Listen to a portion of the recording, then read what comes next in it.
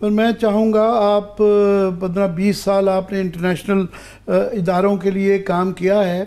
یہ جو انڈیا پاکستان کا یہ جو اسکرمش ہی میں کہوں گا، کیونکہ ابھی گراؤنڈ پہ تو کچھ ہوا ہی نہیں ہے، عجیب سی جنگ ہوئی ہے کہ ایئر میں ہی سارا فیصلہ ہو گیا.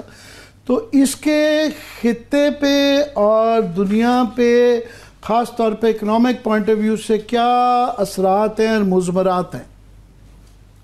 جی بہت شکریہ عامر. آئی تھنک بڑا اہم آپ نے نقطہ اٹھایا.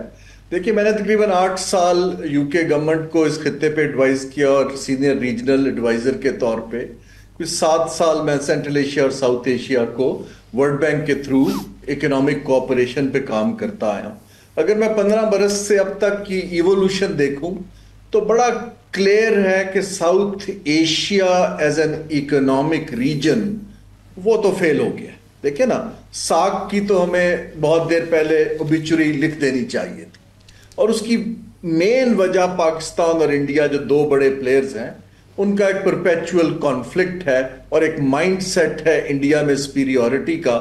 ہم نے بہت کوشش کی آخری وقت تک، جب ہم اس کو موسٹ فیورڈ نیشن پہ کام کر رہے تھے، ستاج عزیز صاحب مرحوم کی ہدایت پہ میں کام کر رہا تھا ورلڈ بینک کے پلیٹ فارم سے. دا مائنڈ سیٹ جو ہمارا وہاں پر پھنسا ہوا ہے، اس کو ہم اکنامک لٹریچر میں کہتے ہیں کہ جو خطے جو ہیں وہ اپنی ایک آرگینک جو چینج آتی ہے تو اس کی طرف جاتے ہیں. جو میں دیکھ رہا ہوں بڑا کلیئرلی کہ انڈیا اور eastern side of countries versus Pakistan, central Asia, western China, west Asia کی یہ منڈیاں ایک دوسرے سے کنیکٹڈ ہیں اور یہ آہستہ آہستہ آگے بڑھیں گی. جو ابھی کانفلکٹ ہوا ہے اس کے بعد تو بڑا کلیئر ہو گیا ہے کہ چین اور پاکستان کی پارٹنرشپ کو اسکیل اپ ہونا ہے، نہ صرف یہاں پہ بلکہ خطے میں اور باہر بھی، اور جس کے اندر پرائورٹی سیکٹرز کے اندر جو اب ڈیمونسٹریٹ ہو گیا ہے، ٹیکنالوجی اور ڈیفنس پروڈکشن 2 شعبے فرنٹ لائن پر آتے دکھائی دے رہے ہیں. جی، یہ آپ نے جو ٹیکنالوجی اور جو ملٹری انڈسٹریل کمپلیکس ہے اس کے حوالے سے، کیونکہ اب نیکسٹ ہے کہ انڈیا کیونکہ بضد ہے ابھی بھی، اور ان کی جو ہے کوشن بہت زیادہ ہے، $650 بلین کے ریزروز ہے، اور ان کو بہت زیادہ زوم بھی ہے اور وہ فیکٹ بھی ہے. تو لانگ ٹرم کے اندر جو ہے ہمارا ان کے ساتھ کمپیٹ کرنا مشکل ایک چیلنج ہے. مگر یہ جو ونڈو آف اپرچونٹی نکلی ہے کہ JF تھنڈر ہمارے ہاں بھی بن رہا ہے، اور ہم نے برانڈ چائنا کو آرمامنٹ انڈسٹری کے اندر جو ہے وہ سرخرو بھی کیا ہے. تو اس میں سے اس بات کا امکان کہ یہ آگے جا کے ہمارے لیے کوئی اس کا پولیٹیکل اسٹریٹجک کے علاوہ اکنامک بینیفٹ بھی آ سکتا ہے. جی میرے حساب سے اس وقت جو ہماری یہ ٹیکنالوجی بیسڈ وارفیئر کا جو اکوپمنٹ ہے، اس کے اندر جوائنٹ وینچرز مجھے بڑے کلیئرلی ہوتے دکھائی دے رہے ہیں. دیکھیں JF-17 تھنڈر ایک جوائنٹ وینچرز ہے، لیکن آپ کو ریڈار بھی چاہیے، آپ کو پارٹس بھی چاہیے، آپ کو اور چیزیں بھی چاہیے. تو اب یہ جو چائنا کی جس کو کہتے ہیں 5th جنریشن ٹیکنالوجی کی سپیریورٹی جو ڈیمونسٹریٹ ہوئی ہے، اس سے چین کے لیے منڈیاں گلف کی طرف بھی مجھے کھلتی دکھ رہی ہیں، باقی دنیا میں بھی کھلتی دکھ رہی ہیں، خاص طور پہ ڈیولپنگ ورلڈ کے اندر. اور وہاں پاکستان کے ساتھ، اور نہ صرف پاکستان بلکہ ملٹی کنٹری جوائنٹ وینچرز بننے کی سکوپ آگے بڑھتا دکھائی دے رہا ہے. تو یہ جو گلوبل ایک جس کو کہتے ہیں اجارہ داری تھی کچھ ممالک کی ڈیفنس انڈسٹری کے اوپر، آئی تھنک اس کو بڑا ٹھیک ٹھاک چیلنج ہو گیا ہے، اور China has emerged as a leader with Pakistan being a partner. اب اس کو ہم پازیٹیولی کیسے کنورٹ کرتے ہیں اور لیوریج کرتے ہیں، میں نے ڈیلیبریٹلی لفظ پازیٹیو بولا ہے، اس کی لیے ہمیں کچھ پالیسی شفٹس کرنی ہے اور کچھ ہمیں پرائیویٹ سیکٹر کو اس کے اندر لانا ہے، کیونکہ اسٹیٹ ٹو اسٹیٹ پارٹنرشپ اس میں اسٹریٹجیکلی مناسب نہیں دکھائی دیتی.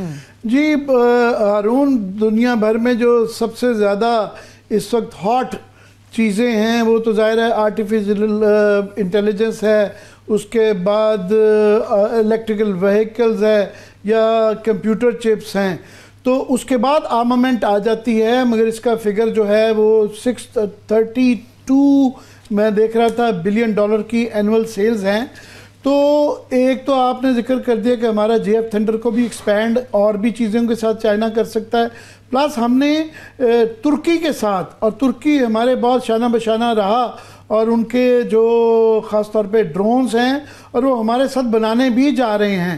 تو میرا ایک تو وہ پوٹینشیل بھی ہے، کیونکہ نیکسٹ وارفیئر کے اندر اب جو ہے یہ اے آئی بیسڈ ڈرونز کا ایک یہ بھی اس کے ساتھ سامنے آیا، رول بہت زیادہ بڑھ جاتا ہے، میزائل بنانے کا بھی ایک بہت بڑی انڈسٹری آ جاتی ہے. سو ان چیزوں کو ملا کے اب کیا دیکھتے ہیں کہ پاکستان کا ایک اپرچونٹی اگین جو ہے اس کے اندر سکوپ بڑھ جاتا ہے. کہ پاکستان کو 3-4 چیزیں آپ کو کیپچر کرنی پڑیں گی. پہلے تو اگر آپ 19th کانگریس اور 20th کانگریس دیکھیں کمیونسٹ پارٹی کی، جہاں وہ اگلے 5 سال کے گول رکھتے ہیں، تو بڑا کلیئر ایک گول ہے کہ اے آئی بیسڈ اور روبوٹک بیسڈ اپنی ٹیریٹوریل باؤنڈریز کا ڈیفنس کے اندر انویسٹمنٹ کو بہت بڑھا دیا گیا ہے. ناٹ دی ٹریڈیشنل جو ہیومن لیڈ آپ کی سیکورٹی ہوتی تھی. تو چین تو اس پہ انویسٹ کر رہا ہے، اور وہ انویسٹمنٹ پاکستان کے اندر کافی حد تک آئی ہے، اور یہ باقی ممالک میں بھی جائے گی، اور ہمارے تھرو جائے تو بہت اچھا ہے. لیکن اس کے علاوہ آپ دیکھیے کہ جو ونڈو آف اپرچونٹی یہ ہے کہ خطے کے اندر ایک ریجنل ریپوزیشننگ ہوئی ہے. ریپوزیشننگ یہ ہے کہ سڈنلی پیپل ہیو سیڈ کہ یہ پاکستان ایک ایسا ملک نہیں ہے جو بالکل ڈوبا ہوا ہے، اکنامکس بھی نہیں چل رہی، گورننس بھی نہیں چل رہی، سیاست بھی نہیں چل رہی. ابھی انہوں نے کہا کہ ان کے اندر جان ہے، اور یہ 250 ملین کی مارکیٹ ہے. تو بہت سے لوگ اس وقت پاکستان کو، خاص طور پہ ڈونلڈ ٹرمپ نے جو شروع کر دیا تھا یہ ٹیرف کی وار، پاکستان کو وہ ایز اے منڈی بھی دیکھنا شروع کر رہے ہیں دوبارہ، کیونکہ انہوں نے رسک کو ڈیورسیفائی کرنا ہے. لیکن میں ابھی بھی یہ بار بار کہہ رہا ہوں، پاکستان کو مومنٹ کو سیز کرنا ہے. پاکستان کا ایک مائنڈ سیٹ ہے جو آئی ایم ایف کی ٹرانچ سے آگے نہیں سوچتا ہے. ہمیں اس وقت بڑی پرو ایکٹیو ریجنل پوزیشن لینی ہے as a market which can work on technology, which can work on defence production, which can work on value added textile, smart agriculture. یہ ہمارے پاس ہیں، لیکن یہ سرکار نہیں کر پائے گا. ہمیں بیسٹ دنیا کی ایکسپرٹیز کے لیے دروازہ کھولنا پڑے گا. جی آپ نے بڑی اہم بات کی ہے کہ اس وقت خطے کی ری پوزیشننگ اس کے اندر ہو رہی ہے. ویسے تو عالمی طور پہ بھی ری پوزیشننگ اس وقت جاری ہے ٹیرف وار کے نتیجے میں. انڈیا کے لیے ایک بہت بڑی چوائس سامنے آ گئی ہے کہ اس جو ہمارا انڈیا پاکستان کا کانفلکٹ ہوا ہے، جس کے اندر چائنا آف کورس بیچ میں شامل تھا، تو وہ آگے چوائس ہے کیونکہ ان کی $100 بلین کی چائنا کے ساتھ ٹریڈ بھی ہے. سو دونوں چیزیں ساتھ ساتھ ان کی چلتی تھی، ٹینشن اور ایک منیمم کوآپریشن بھی جاری تھا. سو آگے کیا انہوں نے اس کو آگے بڑھانا ہے اس عداوت کو، اور اگر نہیں بڑھانا تو یہ اگر اس سے کوئی سبق سیکھیں تو اس کے لیے میں سمجھتا ہوں کشمیر کا مسئلہ حل کیے بغیر پاکستان اور چین کے ساتھ، چین بائی دا وے پارٹنر ہے لداخ کے ایشو کے اندر، کشمیر کے اندر ڈائریکٹلی، سو اس کے حل ہوئے بغیر نہیں ہوتا. تو کیا آپ کے خیال میں نوئنگ چین جو بھارت جو ہے ان دونوں چوائسز میں پیس اور وار یا پیس اور ٹینشن، کیونکہ ہمارے ساتھ اب چین نتھی ہو چکا ہوا ہے، سو یہ علیحدہ دونوں چیزوں کے ساتھ نہیں کیا جا سکتا، اس کو ہائفنیٹڈ کر کے نہیں چل سکتا، کیا کہیں گے؟ جی عامر، جو مجھے دکھتا ہے اگر تو ریشنل چوائسز لیں پولیٹیشنز ہندوستان کے، مودی صاحب اپنے مائنڈ سیٹ جو چلا آ رہا ہے جو بدلنا مشکل دکھائی دیتا ہے، پھر تو ان کو ایک ڈیورسیفائڈ پارٹنرشپ کرنی چاہیے جس میں چین ایک اہم ملک دکھائی دیتا ہے.